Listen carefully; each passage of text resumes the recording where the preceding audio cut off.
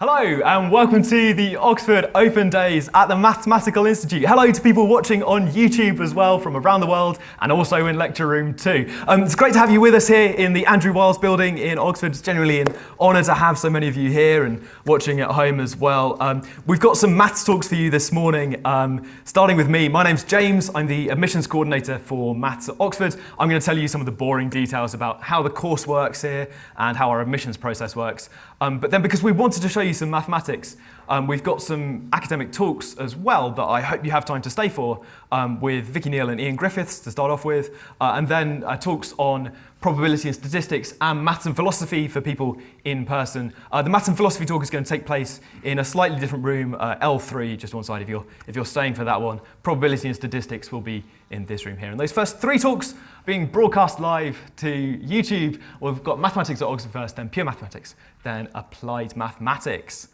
So my name's James. I spend part of the year working on admissions policy across all of the 29 colleges at Oxford, trying to make sure that we do things fairly and we take the best students, regardless of background and regardless of other factors, looking for the people with the most potential to succeed on our course. Okay, so my talk at the start here is about mathematics at Oxford. And I'd like to start with a quick overview of where we are and what we do. If you're here in person, you've already noticed this amazing Andrew Wiles building, which just opened in 2013. It's a really nice building. It's the home of maths in Oxford. The researchers are here, the lecture rooms are here. People from all of the different colleges come to have their mathematics lectures all together here. We've got a nice canteen downstairs called Cafe Pi.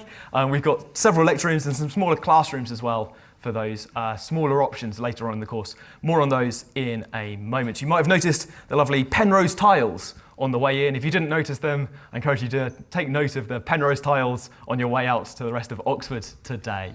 Okay, so Andrew Wiles building, named after Andrew Wiles, who's a mathematician who proved Fermat's last theorem. If you're interested in that sort of thing, I encourage you to do a search for Fermat's last theorem, Andrew Wiles, to find out more about the sort of maths you do if you want to get a building named after you.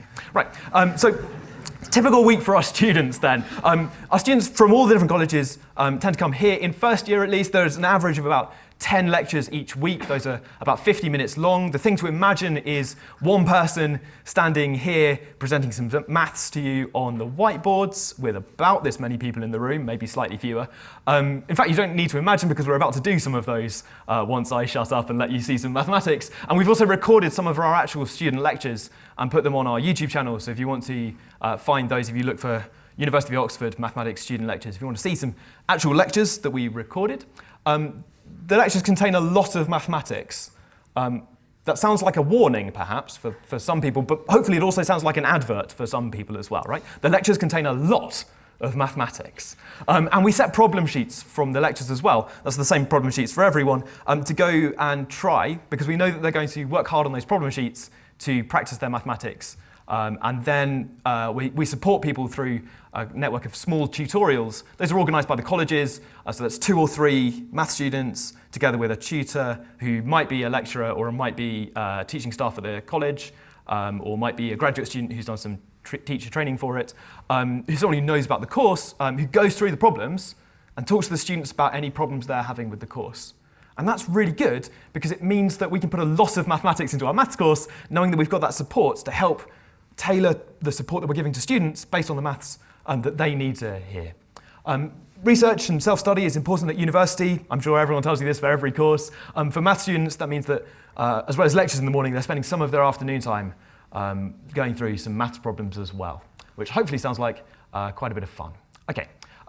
I wanted to show you the titles of some of the maths courses. Now, some of these are going to look familiar to you, things that maybe you've heard about already, and some of them probably make no sense at all because they're just names of other bits of mathematics. But I want to talk about how the course works. In the first year on the maths course, everything's compulsory. We know best as to what maths we want to show you at the start. And there are things in there like introductory courses at the very start, things on Fourier series later on, so teaching you new content that you don't know already, probably. Things like analysis that you might have some vague understanding of what that means, but we teach it from the ground up at university. Geometry, again, in sort of a completely different way to the way you learnt geometry at GCSE or equivalent. And things like dynamics as well, which we don't assume you have any physics A-level or anything like that. Probability and statistics, we don't assume that you did a lot of statistics at A-level or equivalent. We teach things from the ground up. This is kind of our core foundation of maths that we think everyone should know. After the first year, we have a second year which has a bit more core content there on the left, and some options. Students choose some of these long options and a few of these so-called short options, combining together what they are interested in. So there's a bit of student choice at this stage to choose between maths that builds on things that they learnt in the first year, sometimes in ways that maybe surprise them. It turns out that linear algebra is useful in more of their courses than perhaps they would guess. There are some interesting options here ranging across the very, very sort of abstract and pure and fundamental mathematics through to more applied mathematics and applications of all of those math skills that people learned in the first year to things like biology and special relativity and learning about manifolds, which might later help them understand general relativity or something like that. So we're teaching people fundamental maths and also applications of mathematics in a very mathematical way throughout the course. In the third year, it's entirely options. I've really put this slide up not so that you can read it. The details are in the prospectus and on the prospectus in our website. If you want to see the list of current courses in our third year, really I'm showing this slide to you to convince you that there are lots of options in the third year with lots of interesting and complicated titles. Probability, measure, and martingales I've picked out of the middle there.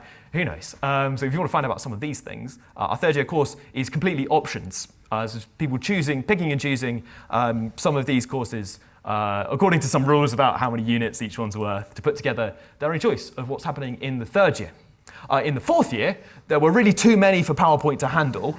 So I encourage you, at the moment it's changing as well because we're trying to keep it up to date. It's based on what people here can lecture, what people's research interests are sometimes, what we teach in the fourth year. So it changes quite a bit, certainly changes more than the first 3 years. And there are really quite a lot of options in any given year for what people are doing in that fourth year. That fourth year is a master's level qualification. It's studied, so most people apply for this integrated four-year course. We do 3-year course and then a fourth year master's with many, many options. Okay, there's an overview of the structure of the course there. Starting with core courses and getting perhaps more options later on, more specialised. In fact, you don't have to become more specialised. People are free in the options in third year to take a combination of things that they're interested in.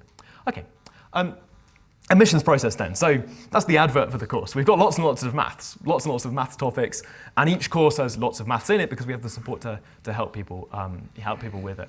The application process, which I'm sure you've come up against before in other talks by other universities and in other places, but I do have to go through it.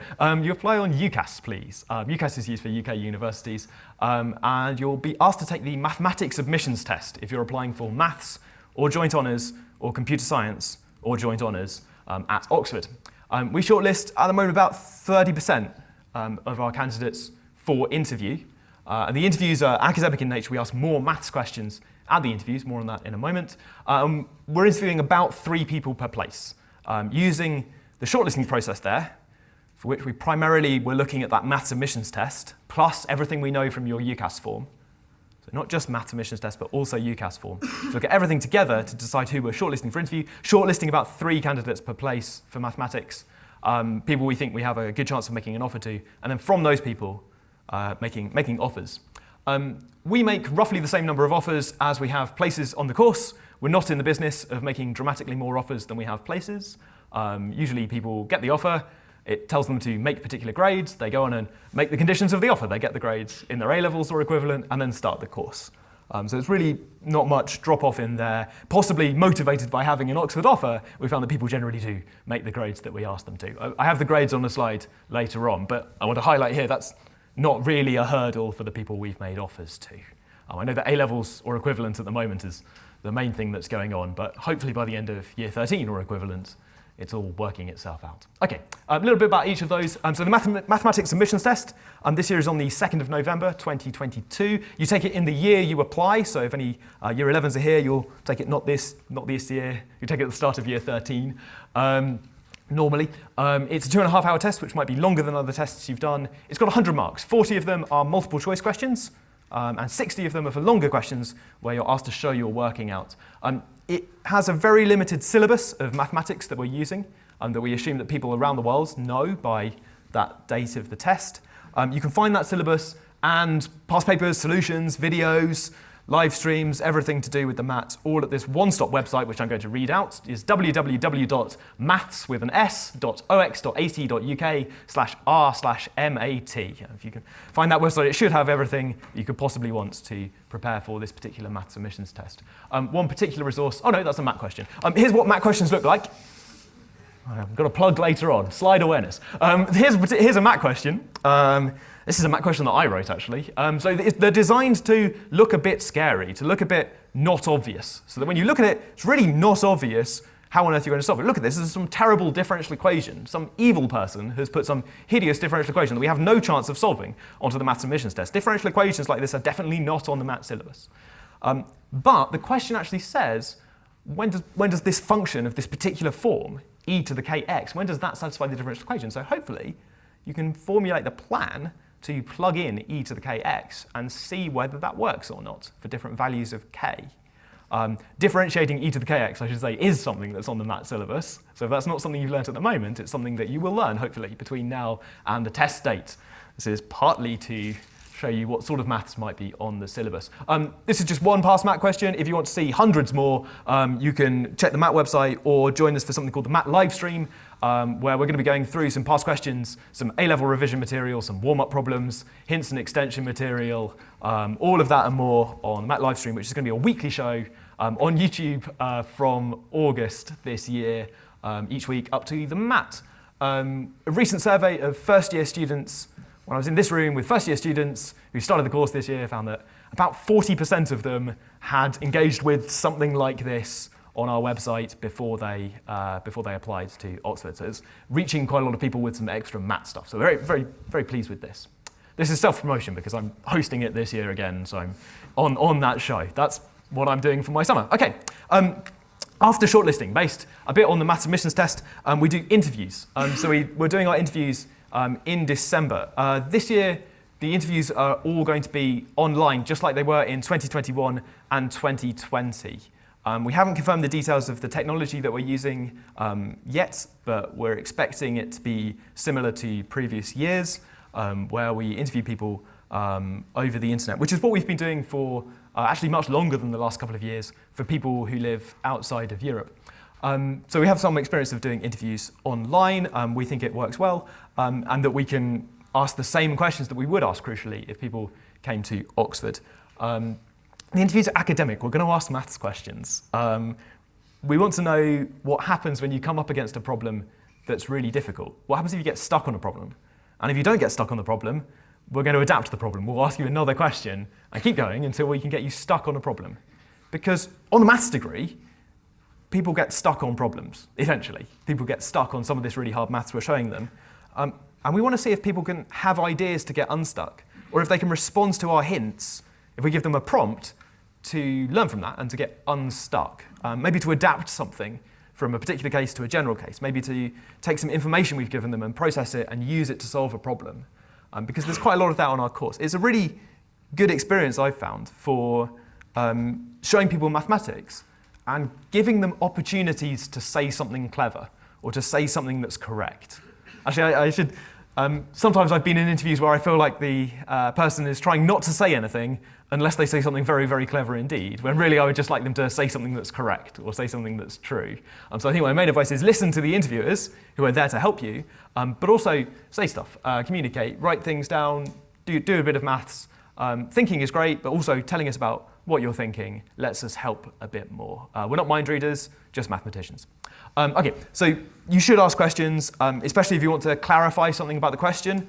If something doesn't make sense, if we've used one word and you think that maybe we mean a different concept that you learnt in your particular school system that has a different name, then do feel free to check that. We know that we're interviewing people from all around the world. So you should ask questions and clarifications. What does the question mean? One of the nice things about asking interview questions is that I don't have to be completely precise with the question when I write down the question. because people can ask me for clarifications if they don't quite understand what I'm getting at.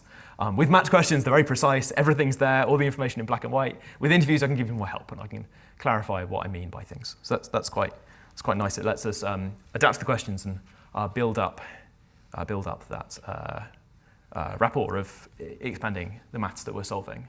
I really do like seeing people solve maths problems in front of me in these interviews. You should feel free to, so you should ask questions, of course.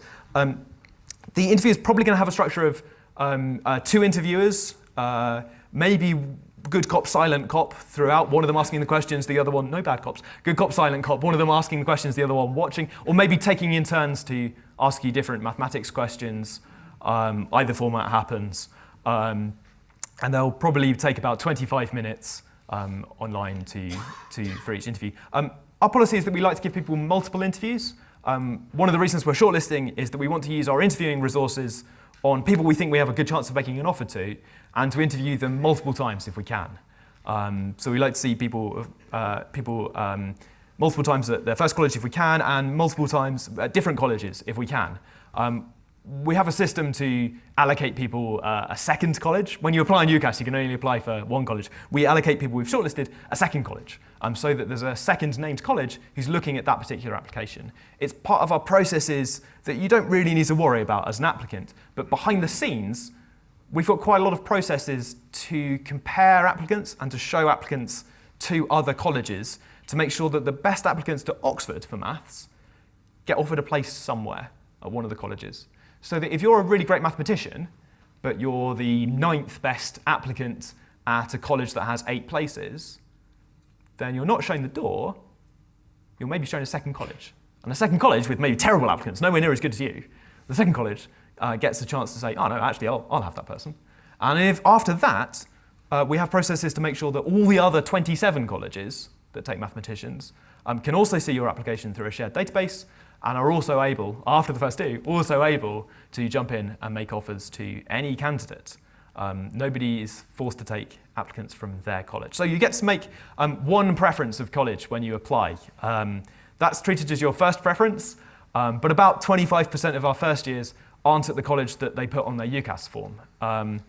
However, if you ask the students, which college is the best, which college is the friendliest, which college has the best canteen, I found that almost all of the students pick their own college, whichever one they're studying at, whether or not they applied to it. I think it's something about that collegiate nature of having people together. The colleges are great for organising social activities and for having kind of shared experience, living near other people, at least in the first year from that college, I think helps form these sort of smaller units within the university.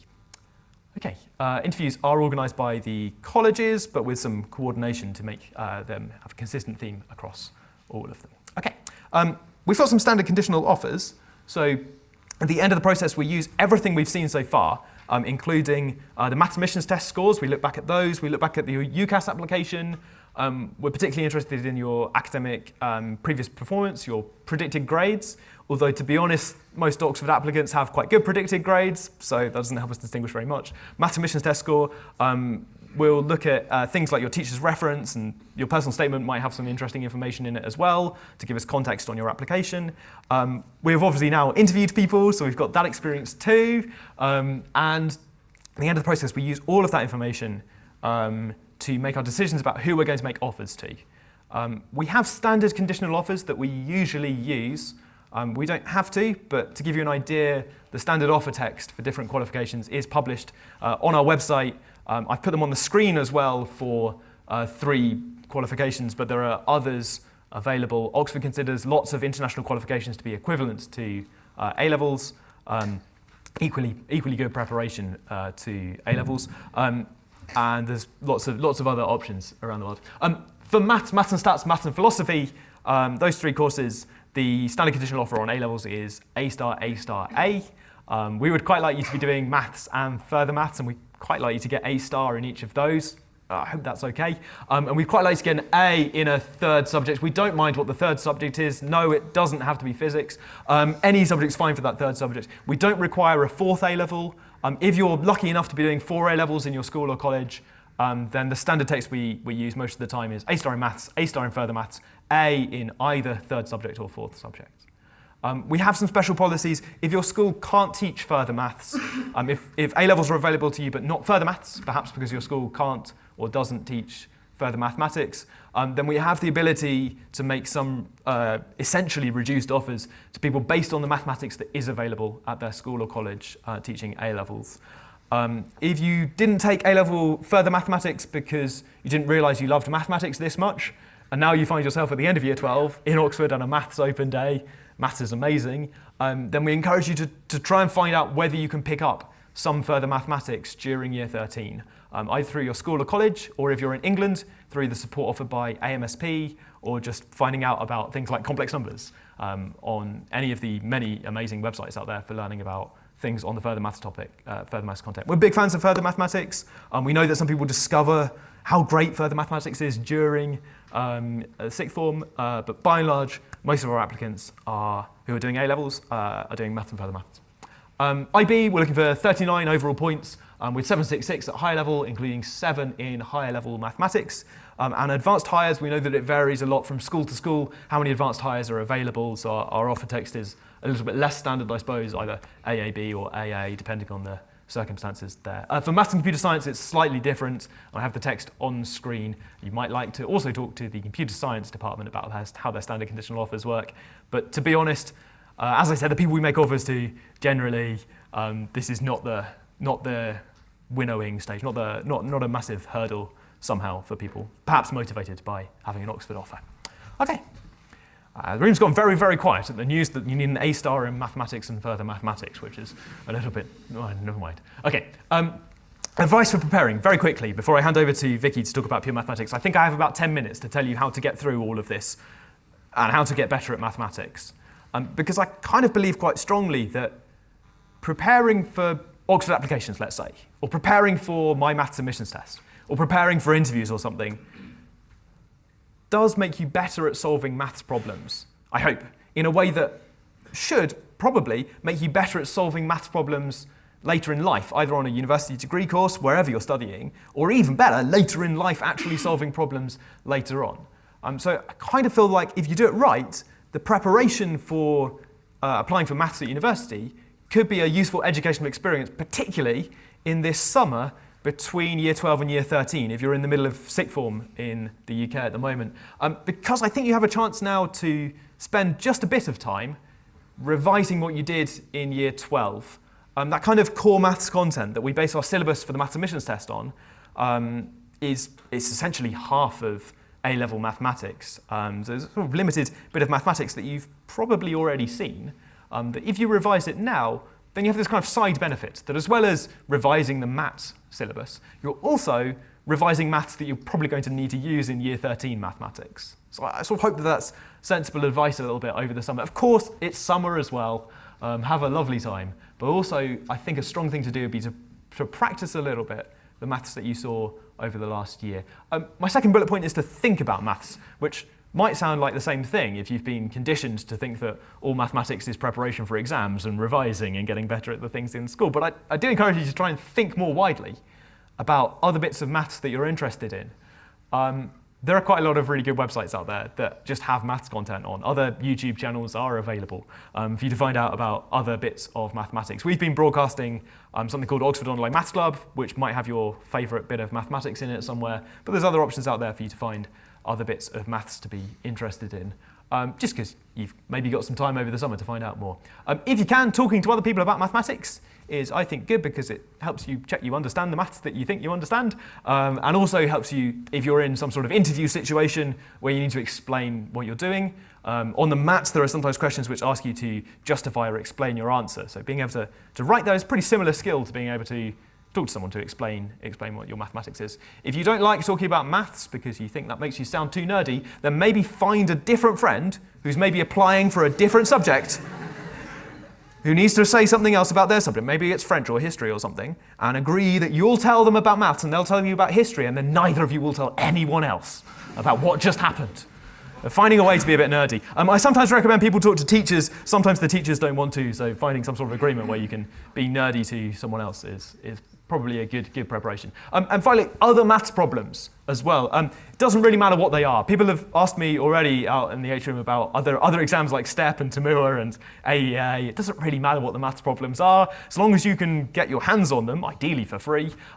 Tricky maths problems that you can't do straight away, doesn't really matter where they come from. UKMT, BMO, IMOK, IMO, whatever you've got, being stuck on maths problems is a good thing to practice. So it doesn't really matter where they come from. It doesn't have to be just a diet of math problems between now and November. Stretching other muscles and practicing other sorts of mathematics is probably a good thing to practice too. Okay, that's the end of my slideshow. Thank you very much for coming along to this first session. I wish you all the best of luck with applying for maths at Oxford if you choose to do so. And I hope you have a great day for the rest of the day in Oxford and in the other talks. We're going to have a very short break while we hand over to Vicky Neal. If you're leaving us, then please can you leave and out the back of the room. If you're staying, then please stay. Maybe shuffle down to fill any gaps if gaps emerge, so we can get more people sitting down. Just a couple of minutes to switch over. Back in a second, YouTube. Thank you.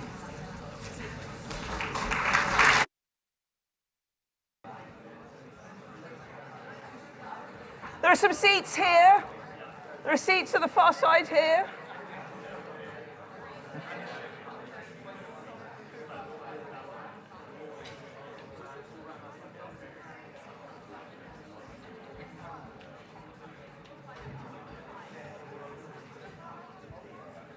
There's a bunch of seats here if you want.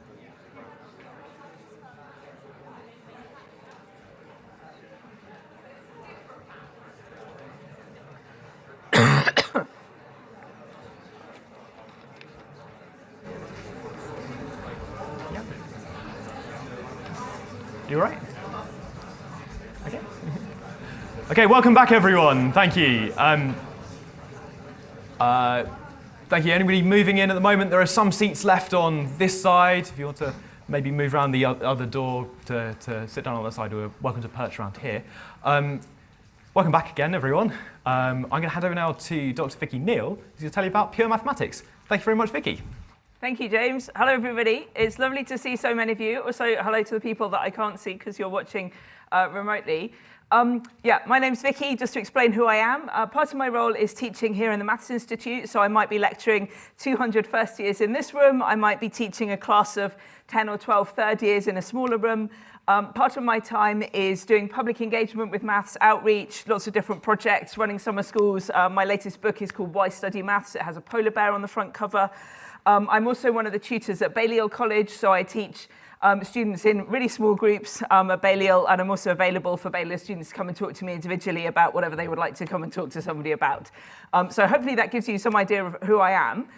My instructions from James are that I have 30 minutes to tell you about the whole of pure mathematics, so we'll see how that goes. When I am lecturing first years in here, I write on the whiteboard, and I write lots of careful, detailed notes, and we have statements of theorems, and we have definitions, and we have rigorous proofs, and we have all of those kind of things. This is not going to be that kind of talk, because I have 30 minutes to tell you about the whole of pure mathematics. So I just want to give you a kind of flavour of some topics, some ways of thinking that come up in university maths that hopefully give you an idea of the sorts of things that you might experience. They might be things that you've seen some of at school already. I think some of them will be new ideas that kind of get introduced at university, and I want to illustrate some of those to you. And I thought we'd start with an equation. And as you know, maths is not all about equations, but equations are definitely important. And the equation we're going to start with is y squared equals x cubed minus 2, which is a nice friendly equation, right? There's nothing scary about this equation. And actually, I'm only interested in whole number solutions to this equation, integer solutions. So integers just means whole numbers, positive, negative, or 0. And as I'm talking, you might be able to notice solutions to this equation. But as mathematicians, we don't want to just know, oh, here are some solutions. We want to say, here are all of the solutions, and we know for sure that we found all of the solutions. So that's kind of where I'm going with this. That's what I want to achieve. So how might we go about thinking about this? Well, there are various things that we might try. Experience suggests that sometimes it's helpful to think about things being odd or even. Sometimes that can kind of help narrow down possibilities. So let's think about what happens if y is even. Let's see. Well, if y is even, then y squared is even. So x cubed, which I could write as y squared plus 2, is even. And if x cubed is even, that means that x must be even, because if I take an odd number and cube it, I get an odd number. So if the cube is even, then the original number must be even. So x is even. And if x is even, then actually I know a lot about x cubed, right? If x is even, then x cubed is a multiple of 8. It's 2 times something times 2 times something times 2 times something. So x cubed is a multiple of 8. So I know that x cubed is y squared plus 2. That is also a multiple of 8. But it isn't, because y is even, so y squared is a multiple of 4. Y squared plus 2 is not a multiple of 4, let alone a multiple of 8. But it isn't. What does that tell us? It tells us that y can't be even, right? So y must be odd. This is fantastic. We have just ruled out infinitely many possible values of y, just like that. And all that leaves us with is, the remaining infinitely many. OK, that didn't go as well as I'd hoped. Well, sometimes this is what happens in maths, right? The questions I like in maths are the ones where I look at them and don't immediately know what to do. Sometimes when I look at a maths problem, I think, oh, yeah, I know how to do this kind of problem. If I work through these techniques, if I use these tools from my toolkit, if I'm careful and methodical, I know I will get an answer. And sometimes that's kind of satisfying. There's a bit of feel-good about that. But those are not the questions that get me out of bed in the morning. The questions that I'm excited about, the ones that I look at and think, oh, I'm not sure what bit of maths I might need to use here. Maybe I can think of 5 things that I'm not sure what might work. Maybe I can think of no things because I'm not sure what kind of... And the thing about those kind of problems is you have to be willing to try stuff and know that it might not work out, and that's OK. So, all right, we haven't solved this. We've learned something, which might be useful or it might not, but we've tried something. It's time to try something else. OK. I do not now have a brilliant plan for ruling out odd values of y, because there are solutions when y is odd. And you might have thought of some sitting there. So we need to do something else. OK, I have a new plan, which is to focus on this rearranged form of the equation. I wrote it in this form for a reason, which I'll tell you about later on. But let's focus on this rearranged form. So I'm going to consider x cubed is y squared plus 2. Because I've got a plan now. My plan is to look at the right-hand side, y squared plus 2, and factorize this as a difference of 2 squares. And some of you are looking a little bit worried. And my guess is that you might be bothered about details like it's not a difference and they aren't both squares. But I think we should not let these details get in the way. Because if I rewrite this as y squared minus minus 2, it's a difference. And if I tell myself that minus 2 is a square, then it's a difference of 2 squares, and I can factorize it. So this is y plus the square root of minus 2 times y minus the square root of minus 2. Some of you look as though you're currently having an existential crisis. I did just write the square root of minus 2 on the board. Please don't have an existential crisis. I promise it's all fine. It is true that there is no real number that when squared gives us minus 2, because a square of a real number is always greater than or equal to 0. But, there's just some other kind of number that's a square root of minus 2. For me, the square root of minus 2 is as valid an object as the square root of plus 2. What do you know about the square root of 2? What I know about the square root of 2 is that it's positive, and if I square it, I get 2. Anything else I might think I know about the square root of 2, it's 1.4, whatever, comes from the fact that it's positive, and if you square it, you get 2. What do I know about the square root of minus 2? If I square it, I get minus 2. I think that some of you will have met complex numbers and some of you won't have done, because it depends which order you do things, do topics in your school or college. If you haven't met complex numbers yet, don't worry, it's okay. You don't need to for this talk, but you'll love them when they get there. They're great. If you've already met complex numbers, you might be wondering why I'm writing it as the square root of -2 rather than root 2 times I being the square root of -1. And the answer is just in this bit of maths, it's more conventional to write it this way. What we're doing is, instead of thinking about just the integers, the warm, kind of friendly, cuddly integers, we are now in this new expanded world of numbers of the form integer plus integer times the square root of -2. And we can add, and we can subtract, and we can multiply, and we can divide as long as we don't divide by 0, and it's all good. We just remember that anytime we see the square root of -2 squared, we replace it by -2. So I factorized this thing as a difference of 2 squares. How does that help?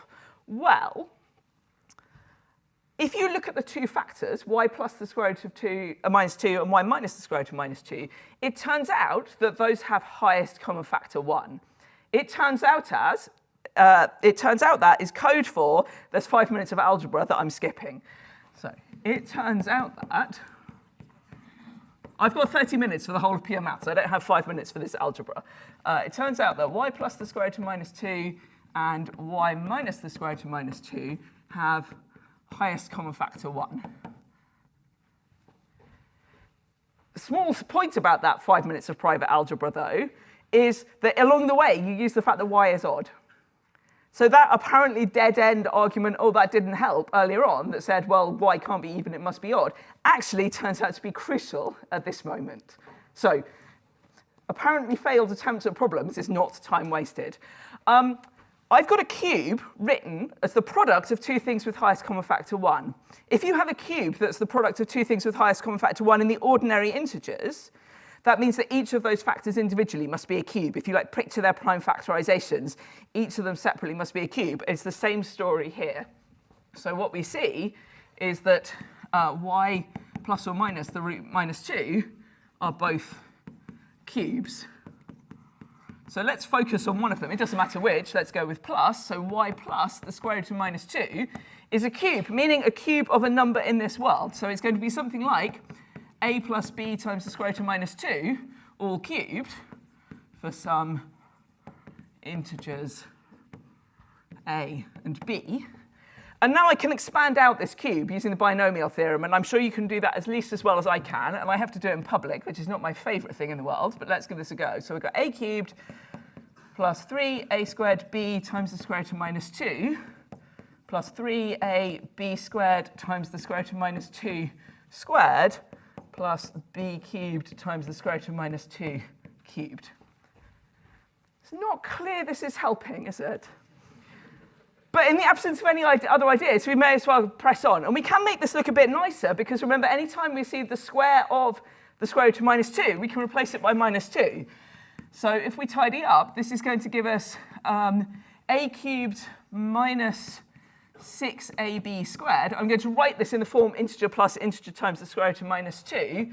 So then I get plus 3, I've got an a squared b here, and there's another -2 hiding in here. So I get minus 2b cubed times the square root of -2. Now I've got one expression of the form integer plus integer times the square root of -2 equal to another of that same form. So the coefficients must match up.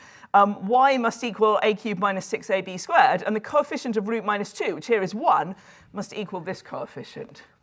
So if we focus on the second of those, this tells us that 1 is equal to 3a squared b minus 2b cubed. And now I think I see a glimmer of hope here, because I've just realized we can factorize this. This is b times 3a squared minus 2b squared. And now I've got 1 written as the product of two ordinary integers. And it's really hard to multiply two integers and get 1, right? The only possibilities are 1 times 1 or -1 times -1. So this tells us that b must be plus or minus 1, and then 3a squared minus 2b squared is the same, and you can solve from that, and you discover that actually a must also be plus or minus 1. And then we can go back up here, because remember, we're not interested in a and b, we want x and y, but we know that y is this expression in terms of a and b. So y is a cubed minus 6ab squared. And now I've got 4 cases corresponding to the different signs that I can substitute in here. But I am a mathematician and basically lazy. I don't want to do 4 cases if I don't have to. But actually, if I factorize, this is a times a squared minus 6b squared. And what's really good about this is that a squared minus 6b squared can't tell which case we're in. It can't distinguish between plus or minus 1 for the values of a and b. And so what we discover is that y is plus or minus 5. And then you can go back to the original equation and get x equals 3. And so what we discover is that the solutions are 3, 5, and 3, minus 5. And those numbers are small enough that my guess is that some of you spotted those. And hopefully, if you spotted the 3, 5 as a solution, you get this other solution, 3 minus 5, kind of for free. Because again, the original equation can't distinguish between y being positive and negative. We expect these solutions to come in pairs. What's important about all of this is not finding those solutions, because I bet some of you found them anyway. It's knowing that they're the only ones. There is not some secret 10-digit solution that we'd never have thought of. These are the only solutions. How nice is that? Doesn't that give you a kind of warm glow? I have 2 confessions to make. I'm wondering which order to confess in. Did I mention this was third-year undergraduate maths? Maybe I didn't. So this comes up in a course called Algebraic Number Theory, which is one of the options our students can choose in the 3rd year. The other confession is that I cheated. But I'll tell you exactly where I cheated, because it's quite interesting cheating. It's also very subtle. The cheating was here. This moment where I said, I've got these 2 things that multiply to give a cube, and they have highest common factor 1. Therefore, each of them is a cube. Let me explain about this cheating. Let me talk to you about Fermat's last theorem. Have you heard of Fermat's last theorem? Some of you have heard of Fermat's last theorem. I'll write it down, because it's hard to tell the spelling from my pronunciation. Fermat's last theorem. So Fermat was well, he was a mathematician. It was his hobby. He was a civil servant.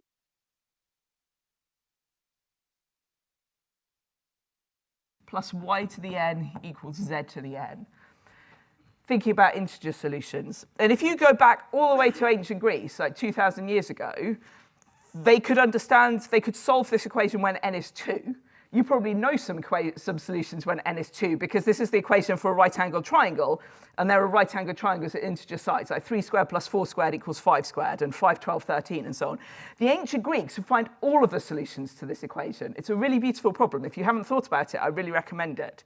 What Fermat was interested in was what happens if you make the exponent larger. So if we have n being greater than or equal to 3, rather than familiar squares. And actually, you can get some boring solutions that shed no light on anything, because, for example, 1 cubed plus minus 1 cubed equals 0 cubed. This is not an interesting fact. So Fermat said, well, let's just think about x, y, and z being positive integers. That's kind of where all the interesting bit is. And Fermat claimed that this has no solutions. There are infinitely many solutions when n is 2. Fermat claimed that when n is greater than or equal to 3, there are no solutions. He claimed to be able to prove it, but supplied no evidence of this. He did prove the case n is 4 later in his life. And then it remained a famous unsolved problem for a really long time, until in the 19th century, mathematicians had this fantastic idea for proving Fermat's last theorem. And the mathematicians in the 19th century, their idea, here's a very high-level summary of their strategy. The idea is you take x to the n plus y to the n, and by throwing in a complex nth root of unity, you factorize it as a product of n linear factors, analogous to us throwing in the square root of minus 2 and factorizing as a difference of 2 squares. So then you've got a product of n linear factors being equal to this nth power. You mumble a bit about them having highest common factor 1. You say, oh, that means that they must all be nth powers, and then you get a contradiction, just like that. It's a really beautiful idea. Unfortunately, it doesn't work. Or at least it doesn't always work. And the reason that it doesn't always work is in the integers, we have this property called unique prime factorization. If you take any whole number bigger than 1, you can write it as a product of prime numbers, like 12 is 2 times 2 times 3. And not only is there always a way of doing it, there's only one way of doing it for each number. I mean, I can write 12 as 2 times 3 times 2. I can write the factors in a different order. That doesn't count as a different factorization. There's only one combination of primes that will multiply to give 12. For any whole number bigger than 1, there's just one way of doing it. This is called unique prime factorization, and it's amazing. But as far as I can tell, we didn't really recognize the significance of it until these mathematicians in the 19th century thought they'd proved Fermat's last theorem and then discovered they hadn't. Because in these generalizations of the integers, like when you throw in a complex nth root of unity, unique prime factorization can fail.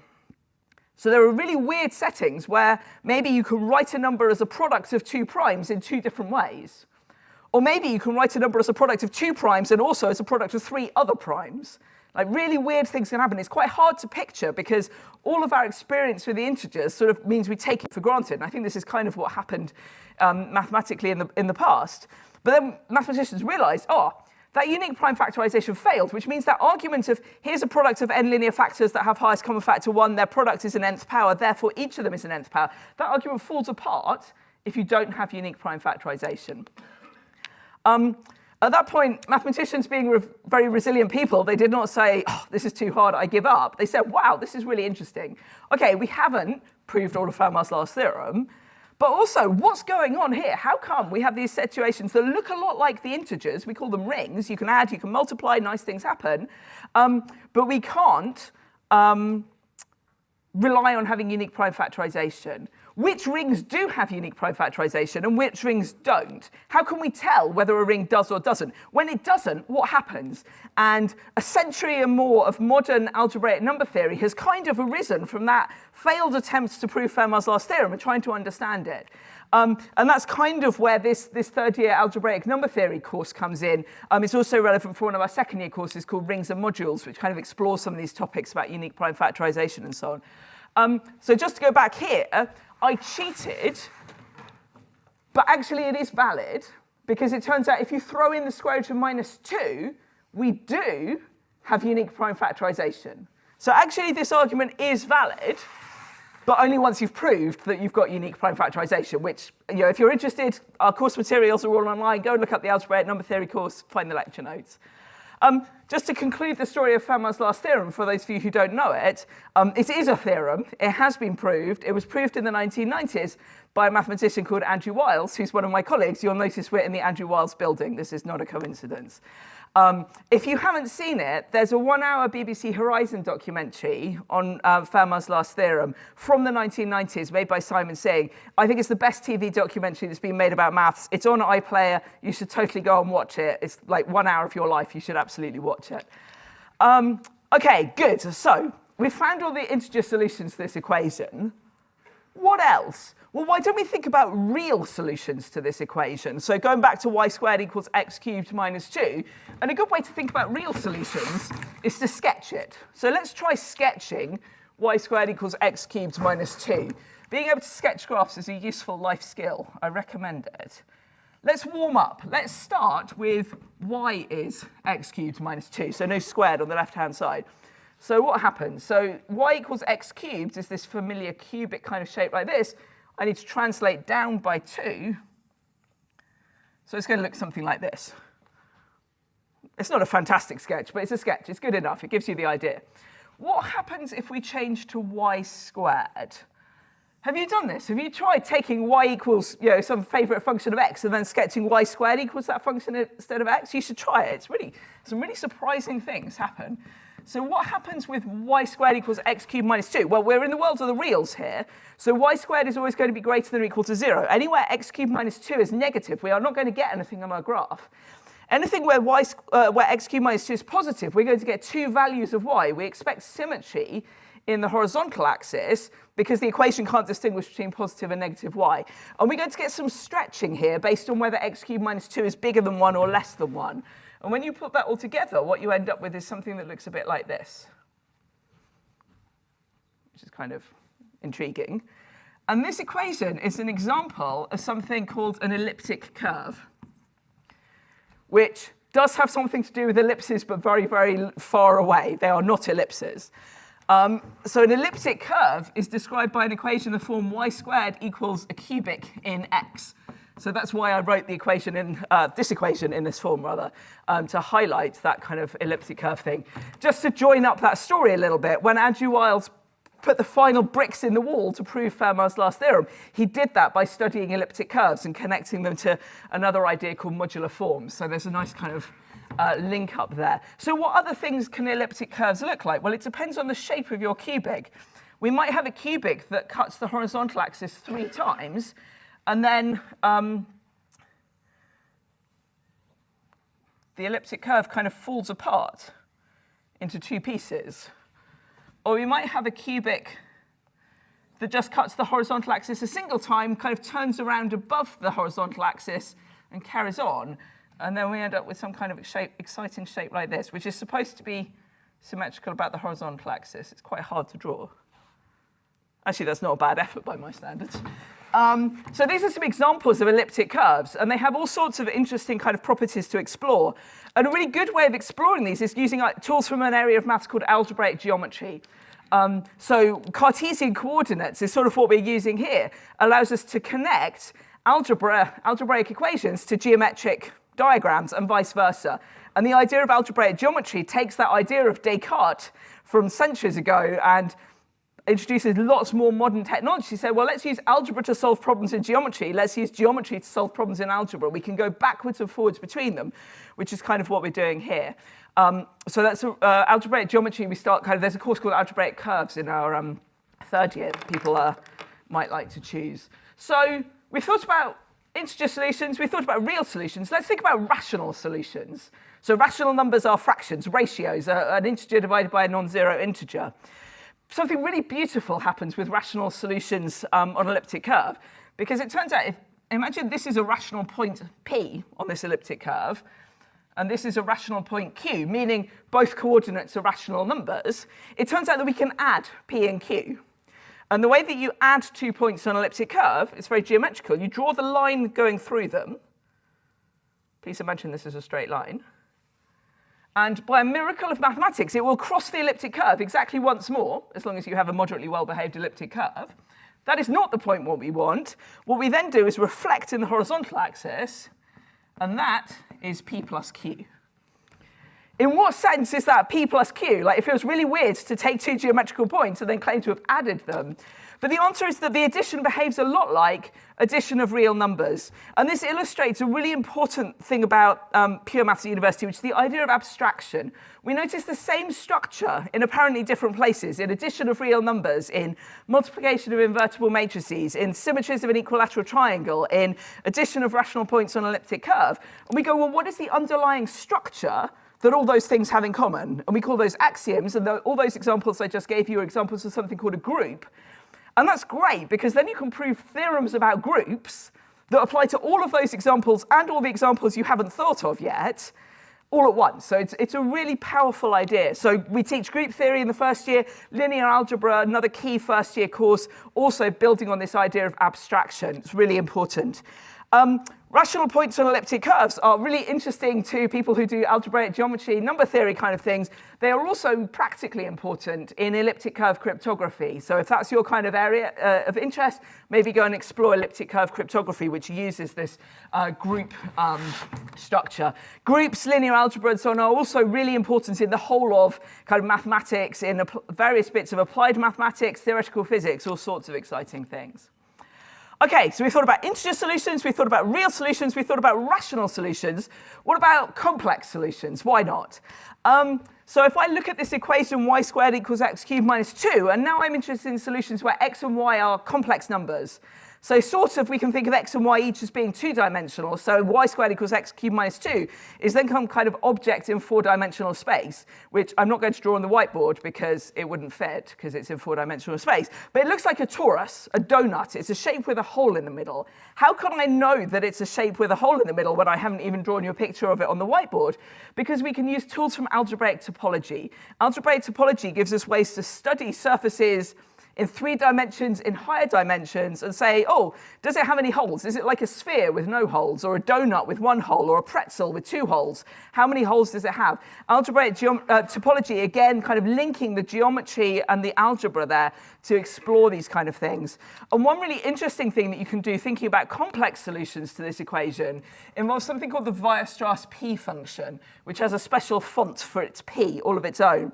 And the Weierstrass P function is defined by a doubly infinite series. And now you should feel scared, because adding 2 sort of infinitely many things in 2 directions, that's pretty scary. Actually, adding infinitely many things in 1 direction is pretty scary. Bad things can happen. Maybe you've encountered, sometimes good things can happen. If you do 1 plus a half plus a quarter plus an eighth plus a 16th and so on, you might have come across that. That's called a geometric series. That converges. You can add infinitely many terms and get a sensible finite answer. But sometimes, if you do, for example, 1 plus a half plus a third plus a quarter plus a fifth and so on, that's called the harmonic series, that does not converge. If you try to add up those infinitely many things, you do not get a sensible finite answer at the end. So as mathematicians, we need ways to be able to kind of answer these questions. What does it mean for a series to converge? What does it mean for a sequence to converge? How can we understand limiting behavior? And that's what analysis is all about. So our first years all learn analysis, which is really important for kind of underpinning calculus, all of those kind of ideas really carefully, getting the logical foundations. Why does calculus work? Does it work? All of those kind of things. Once you've done first year analysis, you can then do second year complex analysis, which is like complex numbers meets analysis, but even more beautiful than that makes it sound. And once you've done complex analysis, you're in good shape to understand this doubly infinite series that defines the Weierstrass P function. And you can show that the Weierstrass P function satisfies a differential equation whose form kind of resembles an elliptic curve. So you can use these Weierstrass P functions to make sense of complex solutions to elliptic curves. I will very cheerfully keep talking, but I think that I have to stop because you have an exciting talk on applied maths coming up. Thank you so much, and I hope you enjoy the rest of your day in Oxford.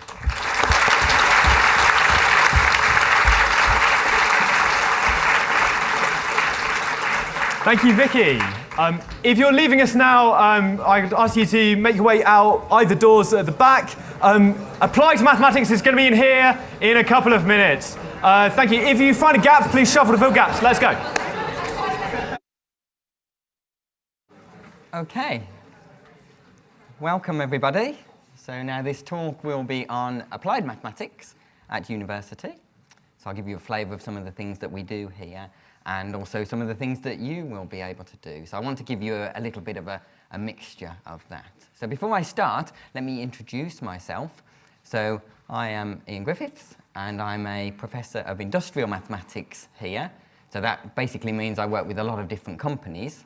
And you'll see some of those as we go through this talk today. And I'm also a Royal Society University Research Fellow as well. And I'm a Professorial Fellow in Mansfield College. So if you haven't heard of Mansfield College, it's known as the Access College. So we take about 95% state school students. So if you are state school and interested, then you may wish to go and have a look. And they have open day events all day, and I'll be over there from 12:30 to 1:30. So if you don't have enough of me now, then you can have another hour of me over there in Mansfield. So I want to start off by motivating applied mathematics, because what a lot of people think is, well, what's the point of doing mathematics? What more is there to learn? How does it apply? So I want to start big picture with some of the things that we do in research here, and then bring it back to some of the things that you would do as an undergraduate here. And to do that, I'm going to start off with this experiment. So usually I do this experiment live, but for some reason they don't like me doing it live here with the nice carpets and things, so you just have to make do with the video. But what I have here is a cookie cutter. This is the cookie cutter here, and it's a star shape. It's got lots of pointy bits. And I filled it with golden syrup. It's a little bit like if you were to bake something like gingerbread men, with the golden syrup being the cake mixture. And what I'm going to do is I'm going to lift it up, and I'm sure you can guess what's going to happen. So as I lift it, you will see that quite quickly you lose the pointy bits. They are the first to go. And then it slowly evolves and evolves, and eventually it turns into a circle. And if you leave it long enough, it falls off the table, and that's what people don't like when I do this experiment live. Now, the spread of this is predictable. So we can write down mathematical formulae for this that say, if I were to lift up a certain shape, you can say what the shape would look like at later times. But if I gave you a picture of a blob and said, well, what cookie cutter did that come from 30 seconds ago? You wouldn't be able to tell me. So this is known as an ill-posed problem for inverse time. You can tell me how it goes forward, but you can't tell me how it goes backwards. So here you might ask the silly question, if I take a gingerbread man cookie here, cookie cutter, and I'm trying to make nice gingerbread men, then if I put them into the oven, if you've ever done this, then they go in all nice and they come out looking like this, and it's not what you want. So you might ask the question, well, what shape cookie cutter should I have started with so that I end up with the gingerbread people that I wanted? So that's a very silly example, doesn't seem very societally important, but we'll see why it knits into important questions in a moment. And before we get there, I'm going to just stretch this a little bit further and take the 3D version. So this is a Play-Doh fun factory. You might have had one of these when you were a child. My sister did.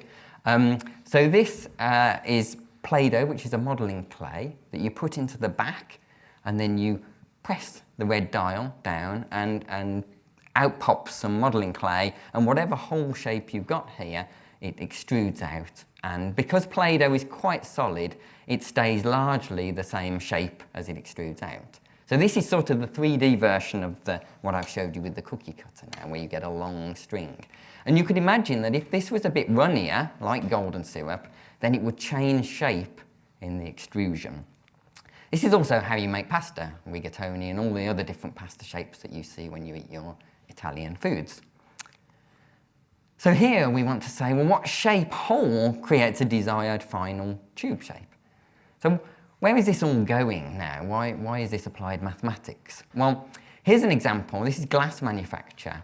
How do you make glass tubes? So these glass tubes at the top here are called Conturax tubes. They go in all different shapes. And they're made in exactly the same way as this Play-Doh fun factory. But now you're playing with molten glass. So it genuinely evolves with space. So if you wanted to make, for instance, a square glass tube, if you start with a square hole, you end up with something like this. So this is a 3D print. I've started with a square hole. You might not see so well at the back. But I extrude this down, and you end up with something that is a bit more like a circle. Surface tension is what's acting here. It's why everything turned into a circle eventually. That's why raindrops are spherical. But what you need to do is you need to start with a shape that looks more like this, and you can see that in this picture here, so that when you extrude it down, you end up with a perfect square at the end. And you can use mathematics to tell you what shape you should start with to give you any shape you want. So, for instance, I made some heart-shaped tubes, which were nice for Valentine's Day. So these are some of the things that you might learn about in viscous flow or in topics, fluids and mechanics, which are later year 3 and 4 year courses. So these are options, but as I said, I want to kind of stretch to the applications and then go back to some of the things that you would learn about in your 1st and 2nd year shortly.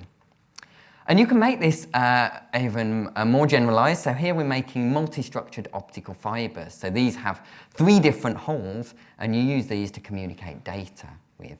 So here's a 3D print where you can use them to communicate data or store your flowers in, which is what I do in my office. But here you can see exactly what this picture is here. So you end up with like a Mercedes-Benz shape, and that's the shape that you should start with. So mathematics is telling us all of these things, and it's how they now manufacture these glass tubes. But you can stretch this even further. So this is Nesquik alphabet cereal. Now Nestle approached us knowing that we'd been working on this glass manufacture problem, and they wanted to make their Nesquik cereal better. And you can kind of see why here, because maybe I shouldn't have said that on a live stream. So here, you can see that the variations between the letters is quite significant, and some of them you can see, you can't really see what they're supposed to be, and then the R hole here is closed off.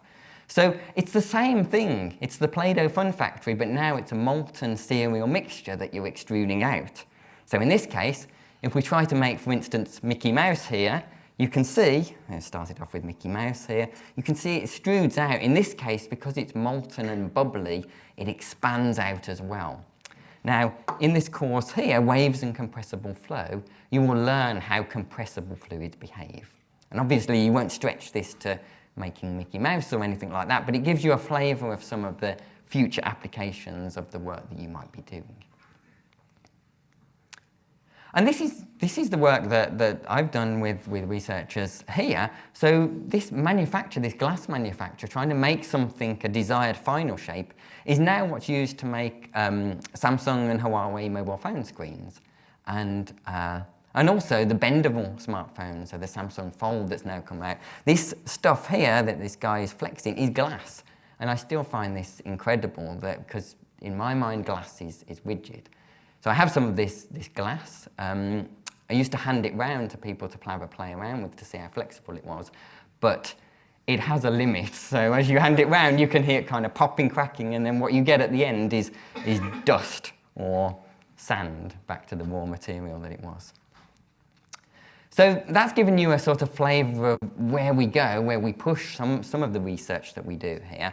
Let me take a step back now and see what you would do in your early years here as an undergraduate in applied mathematics. So many of you will have come across this notion of a gradient already, not all of you. So those who haven't, you'll come across it very soon. So this just tells you the steepness of a curve here, a curve y as a function of x. Now, if we wanted to generalize this, so in real life, things are three-dimensional. So here I have a three-dimensional space, and I'm interested in gradients. But you can see there are various gradients. So if I wanted to go and visit these trees on the top of this hill here, I could go directly up if I was feeling fit, but I could also spiral around and slowly make my way up as well. So when we have different ways in which we can go, we introduce this idea of what's called a partial derivative. And the partial derivative, you can see it looks pretty much the same, but now we have these nice fancy curly Ds. And these just tell us that we have a gradient in the x direction here, but there are other ways that we can go. And we'll come across these partial derivatives in other applications that I'll talk about shortly. So these are the things that you will learn in the first term of your first year here as an undergraduate. So in introductory calculus, and then we'll develop these further in multivariable calculus. Both of these are compulsory options, learning the fundamentals. So here's another compulsory option that you would do in your first year, and this is dynamics. So some of you will be doing your mechanics A-level already. So here, I've just drawn a simple example, probably a trivial example that you've come across in your A-levels already. This is a swing. And you can work out how this swing will move if I were to push somebody on it. And I used Newton's second law. So this tells me the force is equal to the mass times the acceleration of whoever's sitting on the swing. And if you use this, then in dynamics year one, you can figure out the frequency of the swing. So if I put somebody on and I start pushing them, then you see that they move at a frequency that depends on gravity and the length of the swing. But what it doesn't depend on is the mass of the person sitting on the swing. So that means if I put an ant on one of the swings and an elephant on the other, neither are to scale, then I, ooh, that wasn't supposed to come just yet. Then I can push these two people, these two, insect and animal, and they will go at the same frequency, which is not particularly expected, but it just rolled out of your dynamics course. But that's all a bit boring, so we like to generalize this and make it a bit more exciting here at university. So we introduced this idea called keeking, which some of you might have heard of, some of you may not. So with a swing, you have chains. So when you used to go on a swing, you would try to go up to a certain height, and if you go any higher, the chains become slack and you feel this kind of juddering, and that's the maximum you can go to. But if you changed these chains and made them rigid poles instead, you wouldn't have that limit. So that means that you can go all the way over, which is what's going on with this guy here. So they have these things called keeking competitions where they make these things as long as they possibly can and try to swing all the way over which is quite a fun competition. And I encourage my undergraduates to do this, but and that's just in the first year. So now you remember that I introduced this idea of a partial derivative, it was just a curly d, to tell me when I could do gradients in different directions. And that really helps us when we're describing waves on strings, waves in the ocean and things. So this is the wave equation that tells us the wave height, whether that's waves on an ocean or on a string. And it depends on gradients or derivatives with respect to time. It has a wave speed, and it has derivatives with respect to distance as well. So this tells us how waves on a drum would respond, for instance. So on a drum skin, if you beat the drum, it goes up and down, and this shows you a resonant mode of a drum skin. That's what makes the frequency. Now, when you go outside, you may have noticed this already, if you look directly up, we have something called the South Crystal, and if you look up, then I'm up here. And this, if you imagine putting a drum skin on this hole in the ceiling and beating it, and it resonates, this is the first resonant mode here, and it's triangulated. So when you go outside, you can have a look and see. So this is something that you will learn in Fourier series, that's a compulsory course in your first year, and generalize this in waves and fluids in your second year.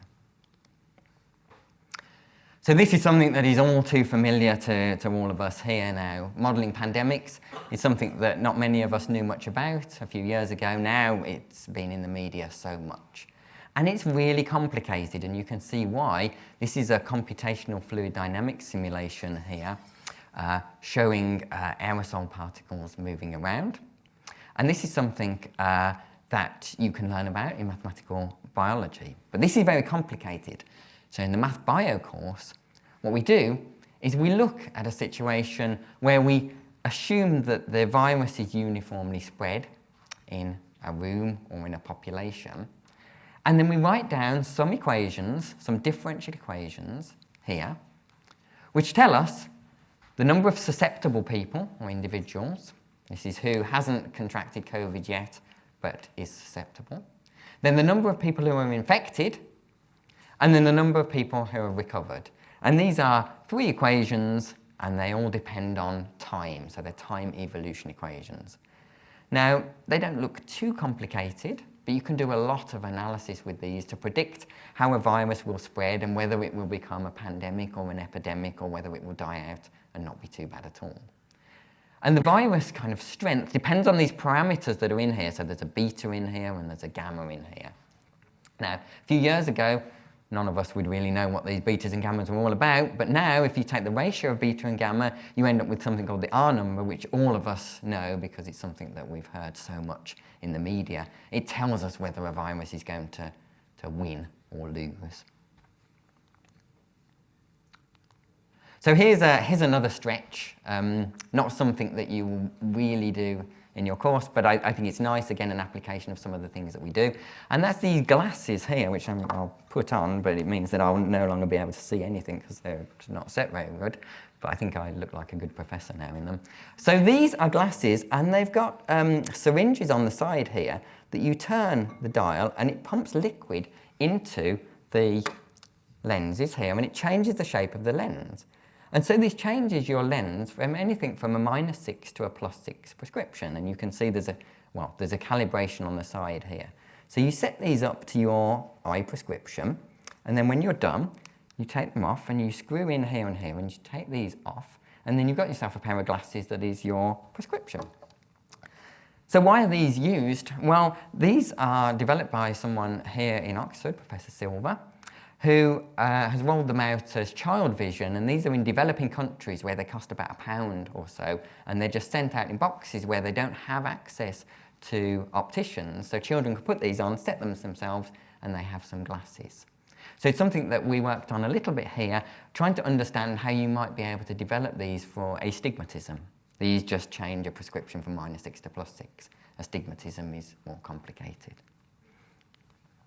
So again, it just gives you an idea of some applications of what the point of mathematics is. So animal patterns, in the wild, you will see that there are some animals that have spots, some animals that have stripes. Here's one that I only found about a couple of weeks ago, polka dot zebra foal. And again, you can understand whether an animal will be spotty or stripy by writing down partial differential equations. We've seen these partial derivatives, we've introduced them. These are now just equations for two different species, and how they interact with one another tells you whether you'll have a spotty or a stripy animal. Something that you might explore in the later years of your degree. I can't neglect computational mathematics now. This is such a big part of our everyday lives. But in order to use computers, we need to use them in an efficient manner. We can't just stick any old equations in and just let the computer do all the hard work. We need to be careful with how we set things up. And that's something that you will learn in your second year in numerical analysis. And then you can develop this in your third year using computational packages such as ChebFun, which was developed here in Oxford by Nick Trefethen, and MATLAB. So this is honing your skills in computational mathematics that are essential in jobs in the future. Pushing now again to research frontiers, this is some work that Alain Gourieli does here in the department, looking at how the brain evolves. So we now have computational power to do such things and understand how we can find cures for things such as Alzheimer's, Parkinson's and motor neuron disease. And we can actually look inside the brain to see how it's developing or degenerating with time. And in the same spirit of brains and using mathematics now to understand inside the brain, you could ask the question of where does love come from? Perhaps for some of you, you might not think that this is it, but this is what we think here in the maths department. So this is trying to understand the mathematics of consciousness. This is Pete Grindrod's work here. And it's because we have this massive computational power now that we can harness that we haven't had before. We can just simulate brains and all the cortex and the neural interactions. And that can give us an understanding of how the brain is feeling things like love. So we're starting to push in the direction of data science now and offering undergraduate courses, optimization for data science, theories of deep learning, again in the later years. So let me just finish by asking why we would study applied mathematics, and hopefully I've given you some flavors here of what you would study and why, where we can push this to. So it helps us to understand the world around us. There's some pictures that explain that. It predicts the behavior of systems. It allows us to design new fabrication methods, such as the Samsung Fold. And graduate mathematicians are in high demand. So once you've done your degree here, you can go into a whole host of different situations. You could go into finance, you could go into software engineering, code breaking, teaching, industry, or research, and a whole range of other things as well. There's just so many things to choose from. And as you do your degree, you'll find the bits that you are most interested in, and that'll allow you to branch out into those. So if you want to find out a little bit more, well, one thing you could do is read this book by Alain, who is the person who's working on the brain modeling. Or you could also have a look on my website. So here's a QR code if you want to just take it and then jump to my website. Or if you don't like QR codes, then you can write this thing down here. And you're welcome to email and ask questions. So I think we have a little bit of time now for questions. If you would like to ask any, you don't have to though. So otherwise I will stop there. Thank you.